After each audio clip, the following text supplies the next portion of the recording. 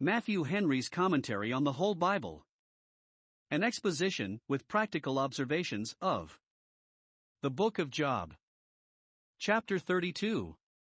The stage is clear, for Job and his three friends have sat down, and neither he nor they have anything more to say. It is therefore very seasonable for a moderator to interpose, and Elihu is the man. In this chapter we have 1. Some account of him, his parentage, his presence at this dispute, and his sentiments concerning it, verses 1 to 5. 2. The apology he made for his bold undertaking to speak to a question which had been so largely and learnedly argued by his seniors. He pleads 1. That, though he had not the experience of an old man, yet he had the understanding of a man, verses 6 to 10. 2. That he had patiently heard all they had to say, verses 11 to 13. 3. That he had something new to offer, verses 14 to 17. 4. That his mind was full of this matter, and it would be a refreshment to him to give it vent, verses 18 to 20. 5. That he was resolved to speak impartially, verses 21 and 22.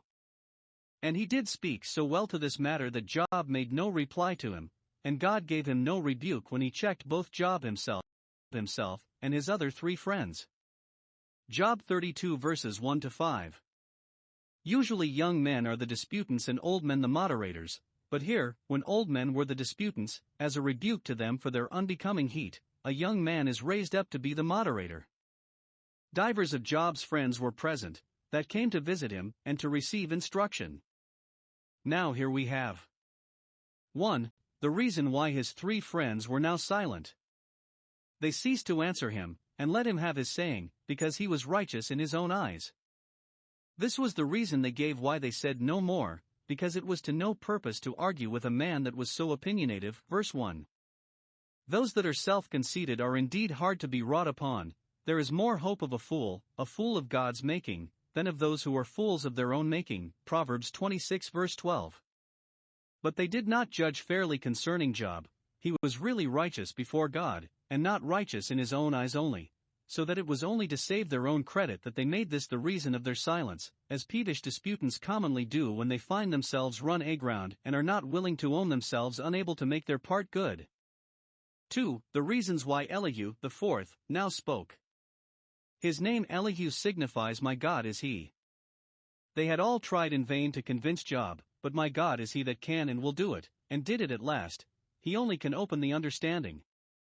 He is said to be a Buzite, from Buz, Nahor's second son, Genesis 22 verse 21, and of the kindred of Ram, that is, Aram, so some, whence the Syrians or Aramites descended, and were denominated, Genesis 22 verse 21. Of the kindred of Abram, so the Chaldee paraphrase, supposing him to be first called Ramhi, then Abram a high father, and lastly Abraham the high father of a multitude. Elihu was not so well known as the rest, and therefore is more particularly described thus. 1. Elihu spoke, because he was angry and thought he had good cause to be so. When he had made his observations upon the dispute, he did not go away and calumniate the disputants, striking them secretly with a malicious censorious tongue, but what he had to say he would say before their faces, that they might vindicate themselves if they could. 1. He was angry at Job, because he thought he did not speak so reverently of God as he ought to have done, and that was too true. Verse 2. He justified himself more than God, that is, took more care and pains to clear himself from the imputation of unrighteousness in being thus afflicted than to clear God from the imputation of unrighteousness in afflicting him, as if he were more concerned for his own honor than for God's, whereas he should, in the first place, have justified God and cleared his glory, and then he might well enough have left his own reputation to shift for itself. Note, a gracious heart is jealous for the honor of God, and cannot but be angry when that is neglected or postponed, or when any injury is done it. Nor is it any breach of the law of meekness to be angry at our friends when they are offensive to God. Get thee behind me, Satan, says Christ to Simon. Elihu owned Job to be a good man, and yet would not say as he said when he thought he said amiss. It is too great a compliment to our friends not to tell them of their faults. 2. He was angry at his friends because he thought they had not conducted themselves so charitably towards Job as they ought to have done. Verse 3. They had found no answer, and yet had condemned Job. They had adjudged him to be a hypocrite, a wicked man, and would not recede from that sentence concerning him, and yet they could not prove him so, nor disprove the evidences he produced of his integrity. They could not make good the premises, and yet held fast the conclusion. They had no reply to make to his arguments, and yet they would not yield, but, right or wrong, would run him down, and this was not fair. Seldom is a quarrel begun, and more seldom is a quarrel carried on to the length that this was, in which there is not a fault on both sides. Elihu, as became a moderator, took part with neither, but was equally displeased with the mistakes and mismanagement of both. Those that in good earnest seek for truth must thus be impartial in their judgments concerning the contenders, and not reject what is true and good on either side for the sake of what is amiss, nor approve or defend what is amiss for the sake of what is true and good, but must learn to separate between the precious and the vile. 2. Elihu spoke because he thought that it was time to speak, and that now, at length, it had come to his turn. Verses 4 and 5. 1. He had waited on Job's speeches, had patiently heard him out, until the words of Job were ended. 2. He had waited on his friend's silence, so that, as he would not interrupt him, so he would not prevent them, not because they were wiser than he, but because they were older than he, and therefore it was expected by the company that they should speak first, and Elihu was very modest, and would by no means offer to abridge them of their privilege. Some certain rules of precedency must be observed, for the keeping of order. Though inward real honor will attend true wisdom and worth, yet, since every man will think himself or his friend the wisest and worthiest, this can afford no certain rule for the outward ceremonial honor, which therefore must attend seniority either of age or office, and this respect the seniors may the better require because they paid it when they were juniors, and the juniors may the better pay because they shall have it when they come to be seniors. Job 32 verses 6 to 14. Elihu here appears to have been 1. A man of great modesty and humility. Though a young man and a man of abilities, yet not pert and confident and assuming, his face shone, and, like Moses, he did not know it, which made it shine so much the brighter. Let it be observed by all, especially by young people, as worthy their imitation.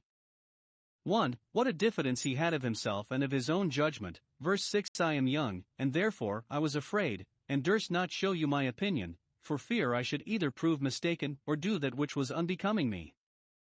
He was so observant of all that passed, and applied his mind so closely to what he heard, that he had formed in himself a judgment of it. He neither neglected it as foreign, nor declined it as intricate, but, how clear soever the matter was to himself, he was afraid to deliver his mind upon it, because he differed in his sentiments from those that were older than he. Note, it becomes us to be suspicious of our own judgment in matters of doubtful disputation, to be swift to hear the sentiments of others and slow to speak our own, especially when we go contrary to the judgment of those for whom, upon the score of their learning and piety, we justly have a veneration. 2. What a deference he paid to his seniors, and what great expectations he had from them. Verse 7. I said, they should speak. Note, age and experience give a man great advantage in judging of things, both as they furnish a man with so much the more matter for his thoughts to work upon, and as they ripen and improve the facilities he is to work with, which is a good reason why old people should take pains both to learn themselves, and to teach others, else the advantages of their age are a reproach to them, and why young people should attend on their instructions. It is a good lodging with an old disciple. Acts 21 verse 16, Titus 2 verse 4. Elihu's modesty appeared in the patient attention he gave to what his seniors said, verses 11 and 12. He waited for their words as one that expected much from them, agreeably to the opinion he had of these grave men. He gave ear to their reasons, that he might take their meaning and fully understand what was the drift of their discourse and what the force of their arguments. He attended to them with diligence and care, and this. 1. Though they were slow, and took up a great deal of time in searching out what to say. Though they had often to seek for matter and words, paused and hesitated, and were unready at their work, yet he overlooked that, and gave ear to their reasons, which, if really convincing, he would not think the less so for the disadvantages of the delivery of them. 2. Though they trifled and made nothing of it, though none of them answered Job's words nor said what was proper to convince him, yet he attended to them, in hopes they would bring it to some head at last. We must often be willing to hear what we do not like, else we cannot prove all things. His patient attendance on their discourses he pleads. 1. As that which entitled him to a liberty of speech in his turn and empowered him to require their attention. Hanc veniam petimusc demusc vicissum, this liberty we mutually allow and ask. Those that have heard may speak, and those that have learned may teach. 2.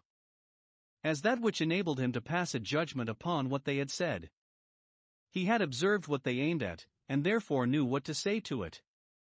Let us be thoroughly apprised of the sentiments of our brethren before we censure them, for he that answers a matter before he hears it, or when he has heard it only by halves, it is folly and shame to him, and bespeaks him both impertinent and imperious.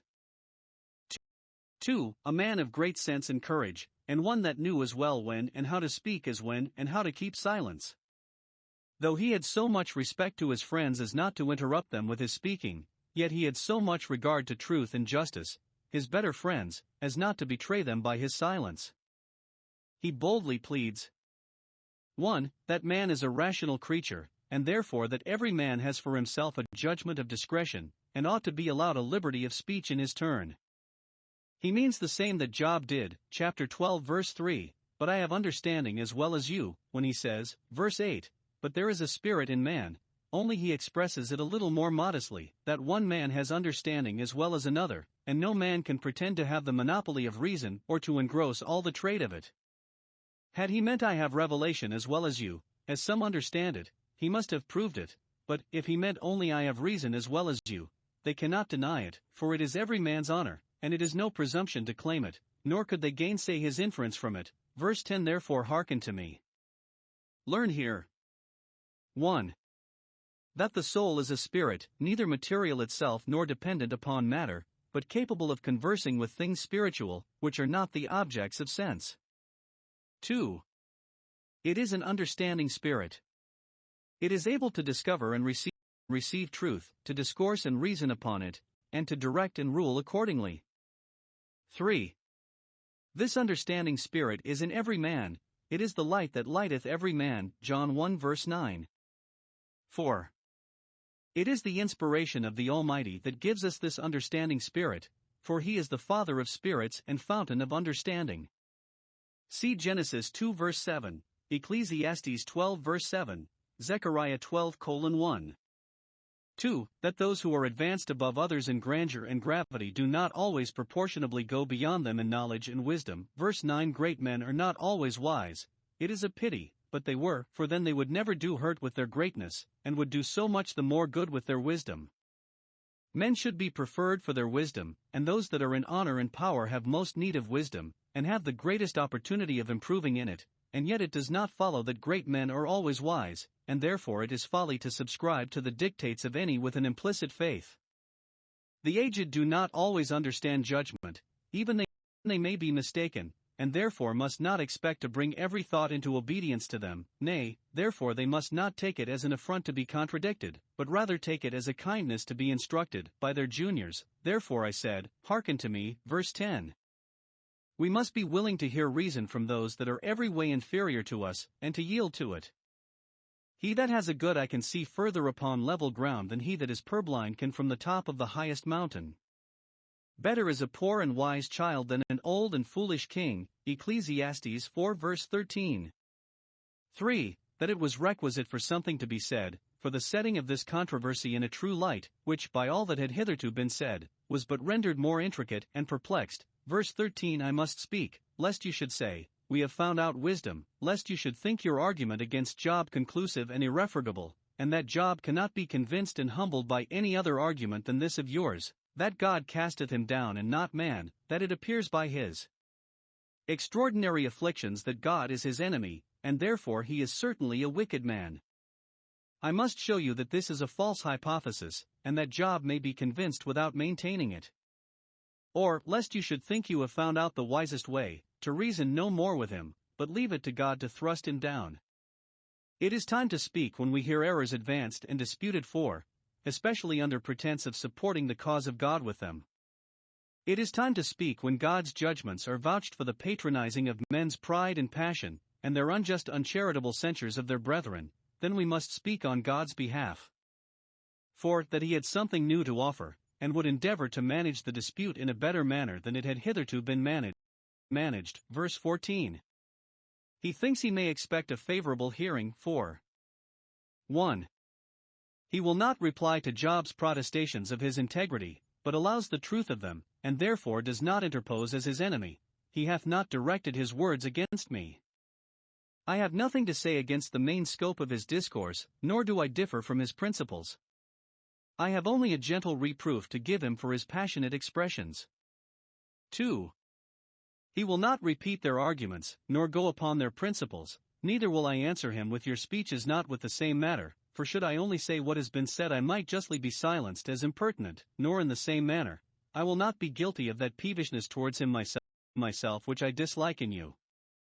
The controversy that has already been fully handled a wise man will let alone, unless he can amend and improve what has been done. Why should he act a majorado that which has been done already? Job 32 verses 15 to 22. 3 things here apologize for Elihu's interposing as he does in this controversy which had already been canvassed by such acute and learned disputants. 1. That the stage was clear, and he did not break in upon any of the managers on either side. They were amazed, verse 15. They stood still, and answered no more, verse 16. They not only left off speaking themselves, but they stood still, to hear if any of the company would speak their minds, so that, as we say, he had room and fair play given him. They seemed not fully satisfied themselves with what they had said, else they would have adjourned the court, and not have stood still, expecting what might further be offered. And therefore I said, verse 17, I will answer also my part. I cannot pretend to give a definitive sentence. No, the judgment is the Lord's, and by him it must be determined who is in the right, and who is in the wrong. But since you have each of you shown your opinion, I also will show mine, and let it take its fate with the rest. When what is offered, even by the meanest, is offered thus modestly, it is a pity, but it should be fairly heard and considered. I see no inconvenience in supposing that Elihu here discovers himself to be the penman of this book, and that he here writes as an historian, relating the matter of fact, that, after he had bespoken their attention in the foregoing verses, they were amazed, they left off whispering among themselves, did not gainsay the liberty of speech he desired, but stood still to hear what he would say, being much surprised at the admirable mixture of boldness and modesty that appeared in his preface.